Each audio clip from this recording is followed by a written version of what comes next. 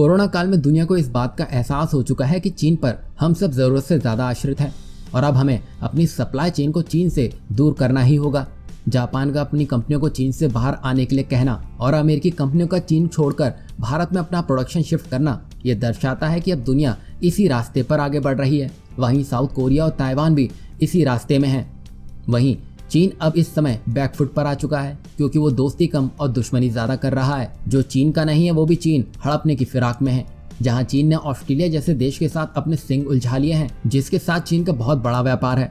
चीन ऑस्ट्रेलिया से बहुत बड़ी मात्रा में सामान इंपोर्ट करता है। अब चीन ने खुद ही ऑस्ट्रेलिया को यह धमकी दे दी है कि उसके यहाँ ऑस्ट्रेलिया के सामान को अब नहीं बिकने दिया जाएगा। अब हुआ यह है कि चीन के सारे दुश्मन देश अब एक होने लगे हैं और चीन को उसकी धरती पर ही दौड़ा दौड़ा कर मारने की प्लानिंग कर रहे हैं। दरअसल चीन के खिलाफ भारत, जापान और ऑस्ट्रेलिया ने एक साथ मिलकर एक नया कदम उठाया है जो चीन को ग्लोबल सप्लाई चेन से बाहर करने में काफी मदद करेगा। मीडिया रिपोर्ट्स के अनुसार जापान ने इस समझौते की रूपरेखा को तैयार भी कर लिया है और उसकी पहल पर ही भारत और ऑस्ट्रेलिया उसके साथ आए हैं। तीनों देश एक त्रिपक्षीय व्यापार समझौते के लिए साथ आने को तैयार हो गए हैं, जिसके तहत आपसी सप्लाई चेन को लचीला बनाया जाएगा। अब तीनों देशों के वाणिज्य और व्यापार मंत्रियों की बैठक के लिए तारीख तय करने की प्रक्रिया चल रही है। अब चीन से बढ़ते टकराव के बीच भारत सरकार ने इस योजना को तेजी से आगे बढ़ाने का फैसला किया है। अब मोदी सरकार में उच्च स्तर पर इस योजना के लिए इम्प्लीमेंटेशन भी शुरू कर दिया गया है। भारत वैसे भी लगातार इस दिशा में प्रयासरत है कि वह चीन को हर उस क्षेत्र से बाहर कर सके जहां आज वह आर्थिक रूप से काबिज है।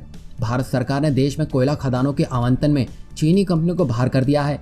वहीं मोबाइल मैन्युफैक्चरिंग क्षेत्र की बात करें तो यहाँ भी भारत सरकार की योजना है कि चीन को भारतीय बाजारों से खदेड़ दिया जाए। अभी भारत और जापान ये योजना बना रहे हैं कि अगर ये त्रिपक्षीय समझौता सफल हो जाता है तो भविष्य में आसियान देशों को भी इसमें शामिल किया जाएगा। गौरतलब है कि आसियान देश आज चीन के सबसे बड़े व्यापारिक साझेदार हैं। ऐसे में यदि वे भारत, जापान और ऑस्ट्रेलिया की ओर आते हैं तो ये चीन के लिए सबसे बड़ा आर्थिक झटका होगा।